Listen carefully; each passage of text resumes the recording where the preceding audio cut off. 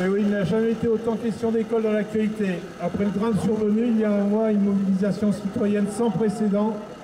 C'est l'acte 2 de la refondation de l'école qui a été annoncé par le chef de l'État lors de ses vœux au monde éducatif. Nous sommes en grève aujourd'hui, oui, pour réclamer une amélioration de nos conditions de travail.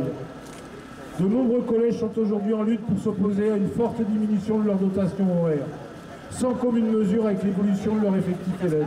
Dans l'académie, au prétexte d'une baisse prévisionnelle de 389 élèves en collège, le rectorat supprime 23 postes dans les collèges de l'académie.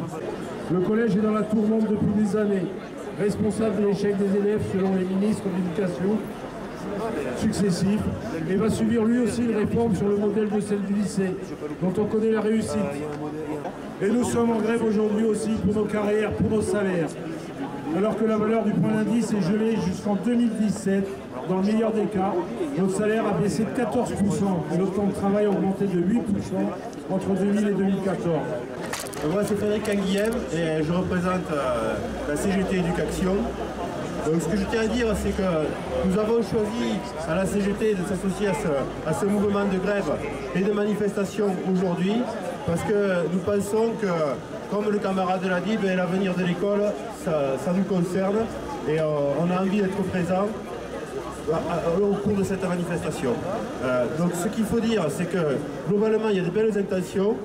Donc notre président il dit l'école est une priorité. On a vu malheureusement avec les derniers événements que oui, il fallait absolument une jeunesse éduquée, etc. Et on voit que aucun moyen, des moyens non suffisants sont accordés à l'éducation. Alors aujourd'hui, un effort est fait sur certains établissements de l'éducation prioritaire, qui n'est pas du luxe, hein, parce qu'on peut dire oui, c'est fait. Ça n'empêche que ce qu'il y a dans l'éducation prioritaire, il y a besoin d'en avoir et même il n'y en a pas assez. Et ce qu'on dit, c'est que ces moyens-là, il ne faut pas que ce soit un budget constant. Il ne faut pas que ce soit au détriment des autres non plus. Donc il faut qu'il y ait des moyens suffisants pour tout le monde pour pouvoir fonctionner. Donc ça veut dire suffisamment d'heures à l'éducation prioritaire et dans tous les établissements de l'académie et de France. Voilà.